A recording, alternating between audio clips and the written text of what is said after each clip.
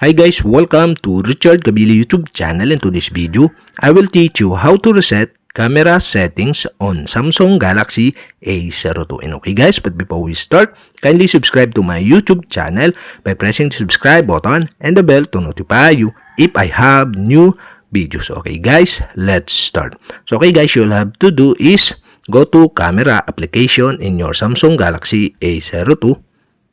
In camera, go to gear icon on the upper left side on your screen. Okay, tap the gear icon. In camera settings, below you can see the reset settings. You'll have to do is tap the reset settings and the pop-up below are show. Okay, reset camera settings. Okay, you'll have to do is tap the reset button. And after that, okay, another pop-up, change storage location to SD card. Save space and internal storage by storing your pictures and video on your SD cards. So you can cancel it or you can change. So I decide to cancel. And that's it. Okay, we have successfully reset camera settings on Samsung Galaxy A02.